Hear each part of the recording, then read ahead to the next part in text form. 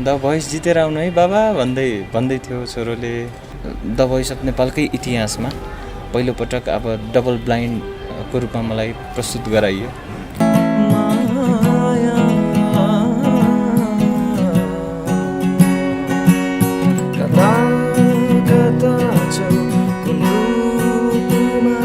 ज्वाला भाइ चाहिँ कस्तो भन्दा एउटा प्लेब्याक सिङ्गरको जस्तो छ उहाँको आवाज।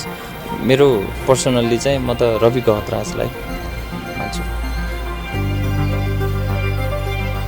रवि गहतराज चाहिँ एकदमै डिजर्भिङ हो जस्तो लाग्छ।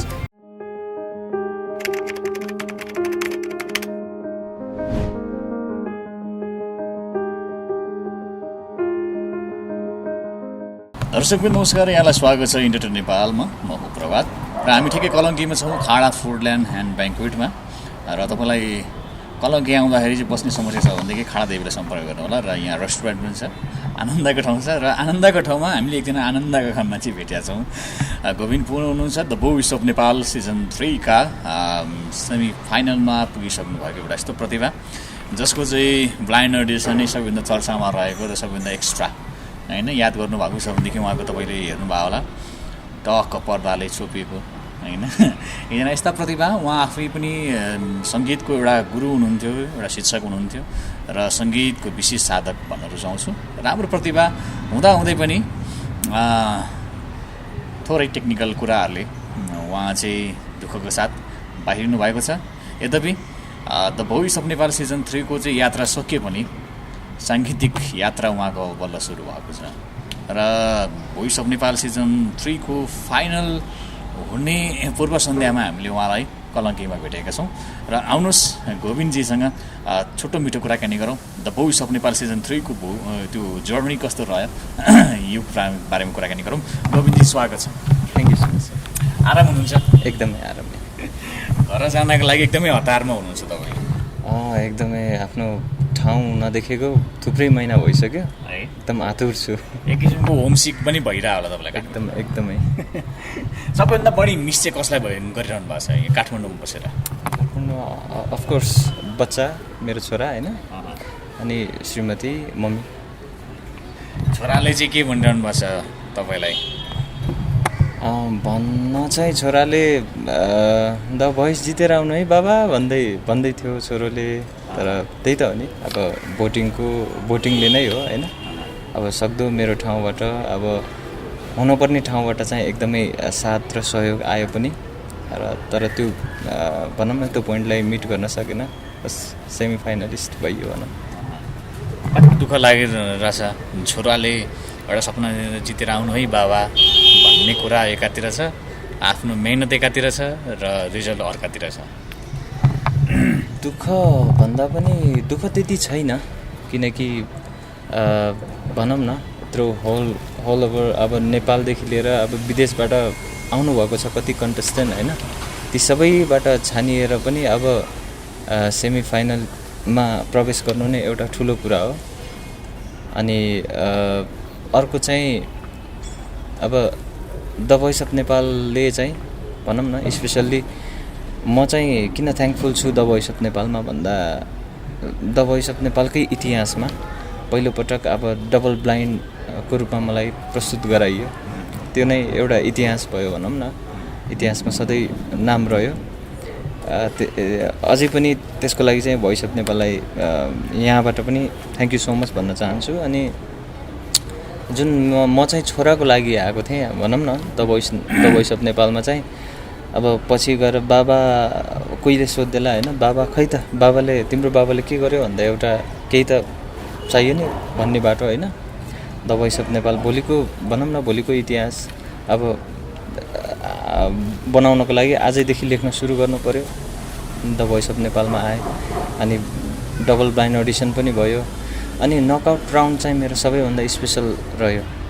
अनि किन भन्दा मेरो एकजना फ्यान हुनुहुन्थ्यो, बिजु भाइ हुनुहुन्थ्यो। उहाँले चाहिँ अब छोरा र मेरो यति राम्रो पेन्टिङ गिफ्ट गर्नुभयो, जसको लागि म भोइस अफ नेपालमा आएको। अनि कति महिनौ भएको थियो भनौँ न होइन, छोरालाई देख्न नपाएको। अनि अचानक त्यो पेन्टिङ, छोरा र मेरो पेन्टिङ देख्दा चाहिँ स्टेजमा आँसु थाम्न सकिनँ मैले। अनि त्यतिखेरै मैले ठानिसकेँ कि द भोइस अफ नेपालको त्यो ट्रफी होइन, म त यो ट्रफीको लागि आएको, यो नकआउट राउन्डमै मैले यो ट्रफी मैले पाइसकेँ, अब मलाई त्यो ट्रफीको चाहिँ त्यति लालच छैन। त्यतिखेर मैले मन बनाइसकेको थिएँ। तर भनौँ न अब सबैको मायाले गर्दा चाहिँ अब त्यो नकआउट राउन्ड पनि क्लियर हुँदै गयो, लाइभ राउन्डमा पनि अब प्रवेश गरियो, गर्दा गर्दै सेमी फाइनलमा पुग्यो। त्यो भएको हुनाले त्यति दुःख छैन खासै। छोराले चाहिँ के भन्नु, तपाईँको आउट भएको भन्ने प्रसङ्ग चाहिँ खबर चाहिँ थाहा पाइसक्नु भएको चाहिँ छैन, भनिसक्नु भएको छ कि छैन, मलाई जानकारी दिएको छ कि छैन? दिएको छ, बिचरा अहिले लगभग बल्ल त 3 पुरा भएको छ होइन। त्यति उसलाई त्यो यो विषयमा अब यो गर्दा उसलाई दुःख लाग्छ दुःख लाग्दैन भन्ने अहिले त्यति विवेक पसेको छैन नि त। सो जस दिनदिनै कुरा हुँदा खुसी हुन्छ, त्यति छ। उहाँले बालमानस पटलमा बाबा फाइनलमा पुग्नु भएन भन्ने कुरामा दुःख छैन, बरु बाबा आउँदै हुनुहुन्छ भन्ने मानेमा चाहिँ बढी खुसी हुनुहुन्छ। एक्ज्याक्टली हजुर। ओके, त्यो पारिवारिक जिम्मेवारी, पारिवारिक उत्तरदायित्व मायाले कतिको अप्ठ्यारो बनाउँदो रहेछ एउटा कम्पिटिसनमा? त्यही हो, एउटा फ्यामिली भन्न बित्तिकै या त फ्यामिली भन्न बित्तिकै माया जोडिन्छ। माया भन्नुको मतलब या त ताकत हो या त कमजोरी हो होइन। अब फ्यामिलीलाई मैले ताकतको रूपमा लिन्छु होइन। कमजोर कुन बेला लाग्छ भन्दाखेरि अब जब आमा बाबुले चाहिँ होइन, ल छोरा म्युजिक गर्न हुँदैन, आफ्नो यो हबीलाई साइड लगाएर चाहिँ आफ्नो अरू कुनै बिजनेस व्यापार गर्नुपर्छ होइन, आफ्नो परिवारलाई हेर्नुपर्छ भन्दाखेरि चाहिँ आफूलाई नराम्रो लाग्छ होइन। तर यो ठाउँमा आएपछि चाहिँ भनौँ न अब छरछिमेकी देश विदेशले सबले साथ र सहयोग गरेको देखेपछि अब फ्यामिलीले त किन नगरोस् होइन। त्यो भएको हुनाले फ्यामिलीले चाहिँ एकदमै साथ र सपोर्ट दिएको, किनकि अब कतिपय म्युजिसियनहरू हुन्छ नि, अब अलिकति बालबच्चा भएपछि अब कहाँ बालबच्चा हेर्ने हो, घर गृहस्थी हेर्ने हो भन्ने हुन्छ। अनि त्यो चिजलाई मैले नराम्रो भन्न खोजेको होइन, तर आफ्नो पनि एउटा इच्छा हुन्छ होइन। अब त्यो इच्छालाई चाहिँ मैले बरकरार राखेर जुन लागेँ, अब अहिले यो नेसनल टेलिभिजनमा जुन एउटा यति राम्रो सो स्टार्ट भयो, जसमा म यति माथिसम्म पनि पुग्न सफल भएँ, त्यसपछि चाहिँ फ्यामिलीले चाहिँ एकदमै साथ र सहयोग दिनुभयो, स्पेसल्ली मम्मीले होइन। खुसी छु त्यो। के लिएर जाँदै हुनुहुन्छ छोराको लागि अथवा मम्मीको लागि अथवा श्रीमतीको लागि? धेरै पटक सोधे पनि होइन, के ल्याउँ तपाईँहरूको लागि भनेर धेरै पटक सोधेँ होइन। नदेखेको धेरै भइसक्यो, बस मम्मीले चाहिँ ल त आउनु पऱ्यो त्यति भयो, अरू केही छैन भन्नु। ओके, जे होस्, यो तपाईँले एउटा the voice of Nepal season 3मा आएर आफ्नो छुट्टै पहिचान बनाउन सफल भइसक्नु भएको छ। त्यो लास्ट स्टेजलाई कसरी सम्झिनुहुन्छ तपाईँ, एलिमिनेट हुने राउन्डलाई? त्यो यो लास्ट मेरो पर्फर्मेन्स भने पनि लास्ट मेमोरी भनौँ न द भोइसमा चाहिँ, जब म स्टेजमा थिएँ रिजल्टको बेलामा चाहिँ मैले मेरो आर्यन भाइ र म थियो होइन, टिम दिपबाट। अनि आर्यन भाइलाई हेरेको थिएँ होइन। अनि आर्यन भाइलाई हेर्न बित्तिकै मलाई धेरै चिजको भनौँ न दिमागमा आयो, धेरै विचारहरू आयो। आफू आउट हुँदाखेरि दुःख त अवश्य लाग्छ होइन, तर एक तरिकाको यदि यो मान्छे भयो भने के हुन्छ भन्दाखेरि बल्ल 19 वर्षको केटा, यति राम्रो गाउँछ, यति ट्यालेन्टेड छ होइन। यो मान्छेले अब पछि गएर भनौँ न अब हाम्रो बेला अथवा अझै उमेर बढ्दै गयो भने त सायदै हामीले भन्दा अझै कति प्रगति गर्छ होला होइन। अनि त्यो कुराको एक खुसी थियो। अनि अर्को कुरा हाम्रो भनौँ न यो राजधानीभित्र अथवा नेपालभित्रै अब फाइनलिस्ट बनेर घुम्नुमा सायदै मान्छेहरूले नोटिस गर्ला, तर ऊ फाइनलिस्ट भएर आफ्नो ठाउँ दार्जिलिङ गयो भने उसलाई चाहिँ भगवानै मान्छ होला क्या। त्यस्तो सिनारियो छ उहाँ। परिपक्वताले उहाँलाई अझ पनि अझै धेरै कुरा बनाउनु बाँकी छ भन्ने नि तपाईँले देख्नुभयो। आफूलाई चाहिँ कतिको दुःख लाग्दो रहेछ त्यो आउट हुँदै गर्दाखेरि अथवा त्यो असन्तुष्टि म क्यापेबल थिएँ नि, मलाई लगाए भए हुन्थ्यो भन्ने चाहिँ मनमा त्यो किसिमको लोभ अनि एउटा चाहिँ किसिमको आशा भन्ने हुन्छ कि हुँदैन रहेछ। क्यापेबल त त्यहाँ सबै नै थियो। टप 12भित्र परेको सबै कन्टेस्टेन्टहरू नै भनौँ न विनर हुने क्यापेबल भएकै कन्टेस्टेन्ट हुन् सबै होइन। अब यही नै हो कि अब कि दुःख मलाई भनिहालेँ अघि, मलाई दुःख चाहिँ छैन।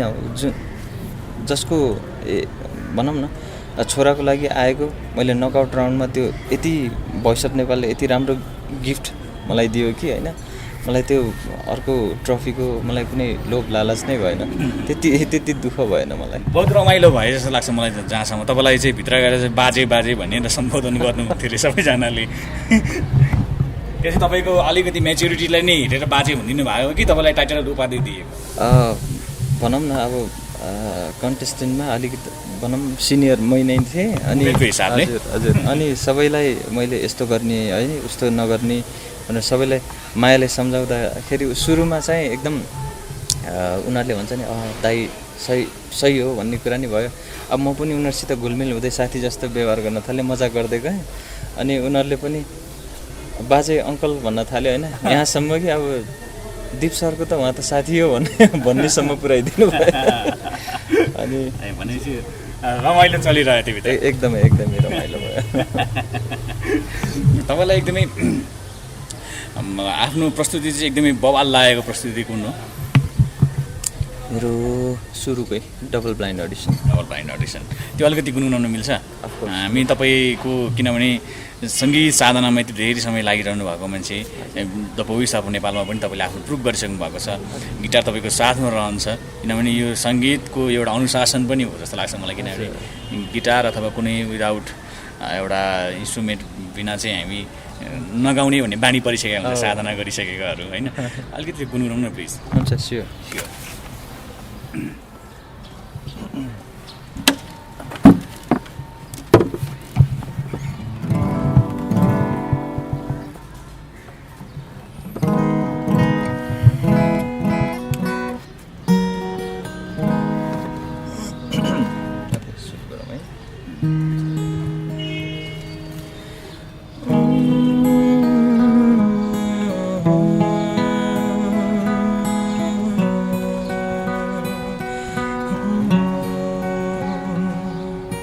तिम्रो र मेरो हाम्रो कथाको शीर्षक धैर्य बनिसकेछ।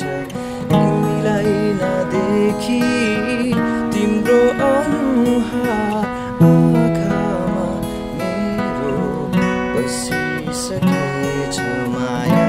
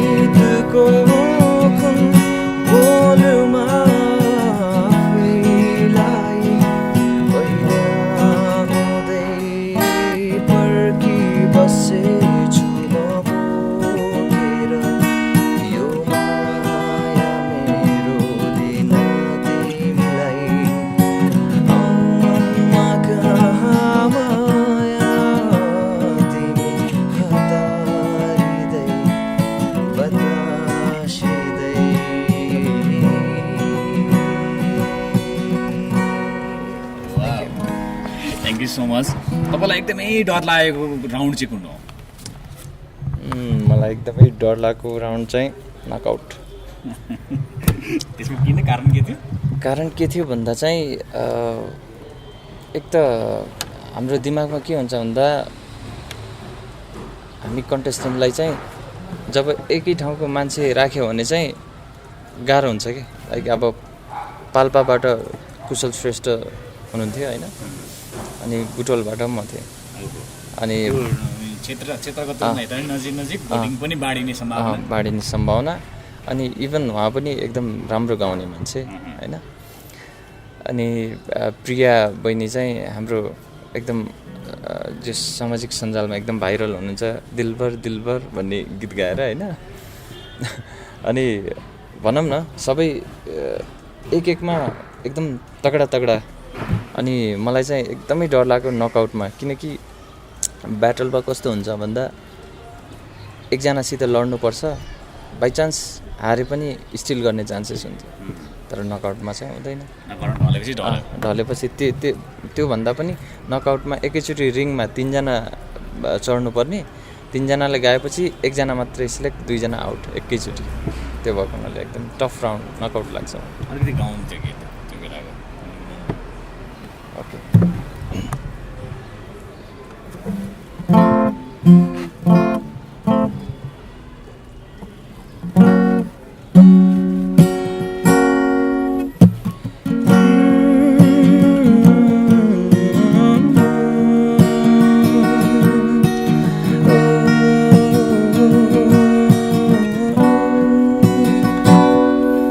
सम्झनामा डुबिएर तिम्रा यादहरू, तिम्रा मायाहरू सम्झिरहे,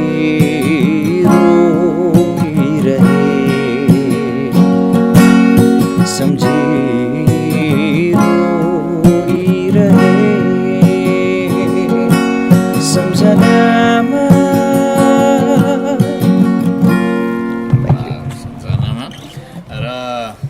भोइस अफ नेपाल सिजन 3 को सम्झना धेरै लिएर जाँदै हुनुहुन्छ होइन। आज फिनाले हुँदैन चाहिँ हामी फिनालेको पूर्व सन्ध्यामा कुराकानी गर्दैछौँ।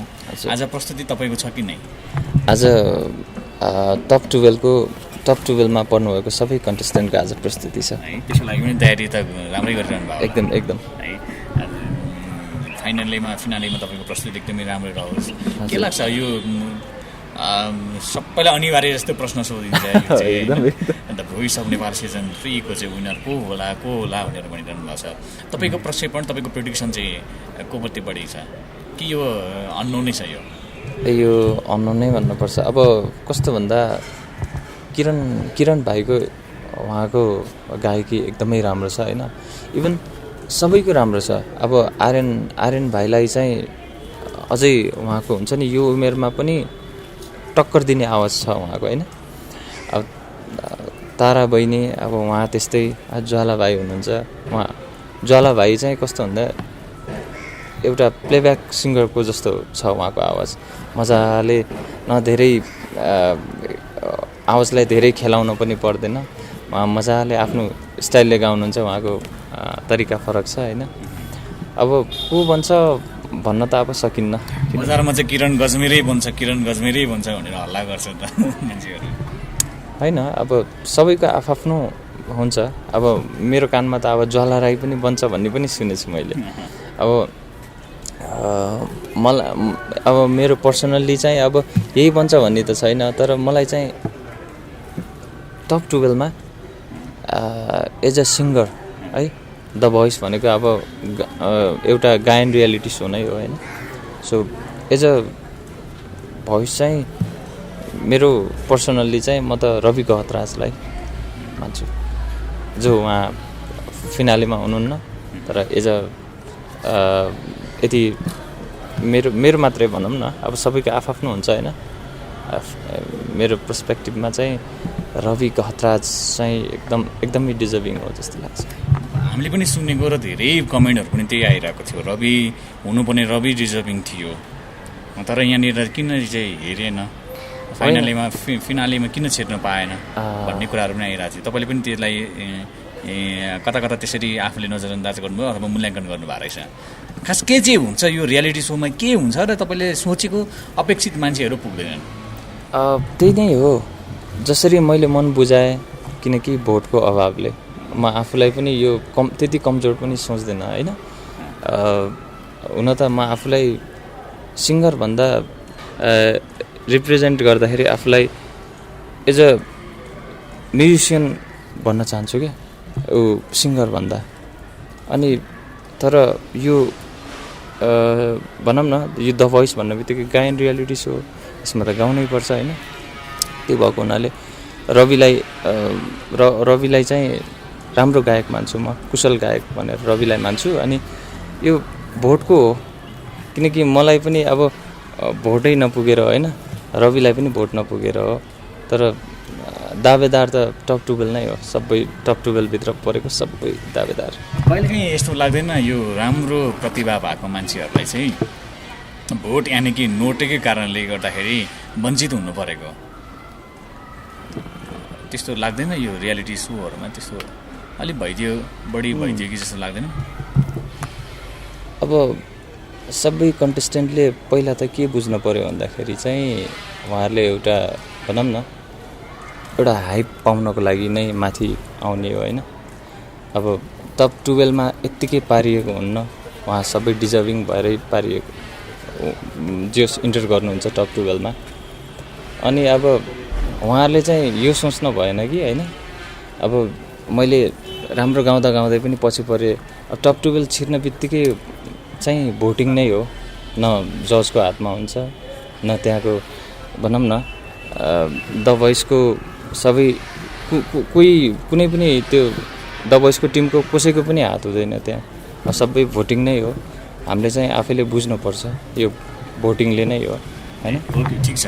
यो कार्यक्रम एउटा फर्मेट हुनसक्छ भोटिङको, तथापि पनि यसबाट असफल भयो अथवा बाहिरियो भन्दैमा होइन, हाम्रो रवि होस् अथवा आइपन तपाईँ होस्, कसैले पनि दुःख मनाउ गर्नु हुँदैन, किनभने वास्तविक लडाइँ त साङ्गीतिक क्षेत्रमा अब सुरु हुन्छ र तपाईँले केही सिर्जना दिनुहुन्छ र कति दर्शकलाई तपाईँले इन्टरटेन गराइरहनुहुन्छ र उहाँहरूको मनमा बस्न सफल गीतहरू कति दिइरहनुहुन्छ भन्ने कुरा चाहिँ कुराले नै निर्धारण गर्छ जस्तो लाग्छ मलाई जहाँसम्म। र यसको लागि चाहिँ तपाईँहरूलाई अग्रिम शुभकामना र यहाँ अहिलेदेखि नै त्यो तयारीको लागि हामी बेस्ट अफ लक भन्छौँ। Thank you so much. Even मैले पनि त्यही नै सोध्छु, सायद नै मैले त्योभन्दा पछाडि कतिपय भनौँ न मेरो पर्फर्मेन्स त्यति मैले 100% दिन सकेको छैन, यो मलाई फिल भएको होइन। तर मेरो अरू कन्टेस्टेन्टहरूले नि भन्थे आज प्रुभ गर्नुपर्छ। म चाहिँ भन्छु भोइसको स्टेजमै होइन प्रुभ गर्ने त, प्रुभ गरेपछि त यहाँबाट बाहिर निस्केपछि अब यदि आफू सङ्गीतमा लागेको छ भने अब अन्तिम साससम्म आफूलाई प्रुभ गरिराख्नुपर्छ, आफ्नो सृजनाहरू दिइराख्नु पऱ्यो होइन। अब म के हो त्यसपछि बल्ल प्रुभ गर्ने हो। अब त्यहाँ त अब सबैले अब एकदम रेस छ होइन। अब कसैले गीत गायो भने यसले भन्दा मैले राम्रो गाउनुपर्छ, यसले गर्दा मैले राम्रो गाउनुपर्छ नि एक प्रकारको प्रेसर हुन्छ। तर त्यहाँबाट बाहिर निस्केपछि अब त्यस्तो प्रेसर हुँदैन, दर्शकलाई चाहिँ कसरी रिजाउने भन्ने कुरा। र तपाईँलाई चाहिँ the voice of Nepal season 3 मा चाहिँ गाउनु मन लागेको तर गाउनु नपाएको कुनै गीत, यो चाहिँ गीत गाउन पाए हुन्थ्यो नि भनेर, तर फर्मेट अनुसार त एउटा सर्टेन गीतहरू मात्रै सेलेक्सन गरिएको हुन्छ?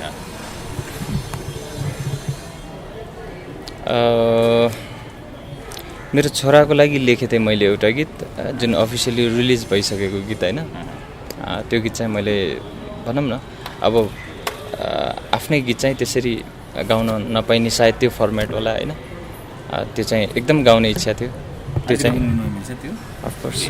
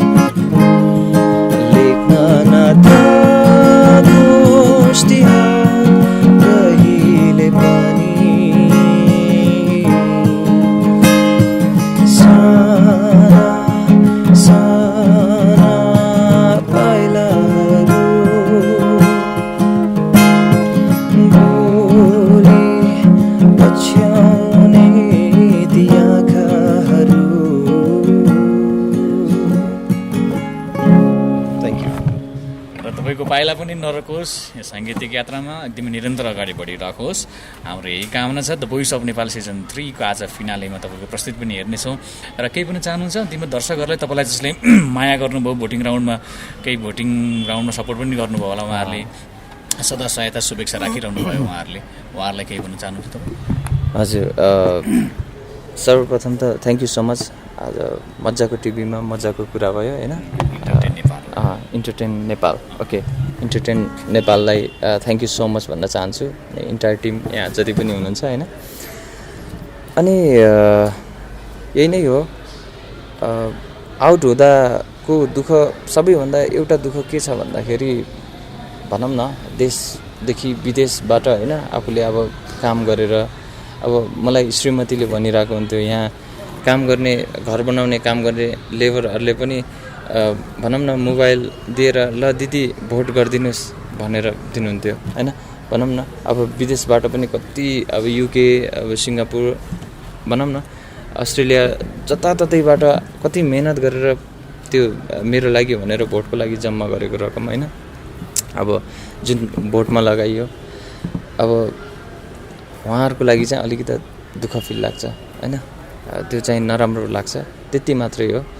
अनि अर्को कुरा, अब केही छैन, फेरि उहाँलाई यो कुरा भनेर पनि म आश्वासन दिन चाहन्छु कि अब यात्रा त बल्ल त अब सुरु भयो होइन, अब केही छैन, तपाईँहरूले पुर्याउन, भनौँ न पुर्याउन खोजेको तर त्यो ठाउँमा पुग्न नसके पनि अब म आफूलाई प्रुभ गरेर तपाईँहरू सबैलाई म देखाउनेछु होइन, गोविन्दपुर मान्छे चिज के हो भनेर। सङ्गीतको माध्यमबाट तपाईँहरूको गुणको ऋण तिर्न आउँदै हुनुहुन्छ Govindji. Thank you so much तपाईँको इम्पोर्टेन्ट समय र महत्त्वपूर्ण विचारको लागि। Thank you so much sir. Thank you.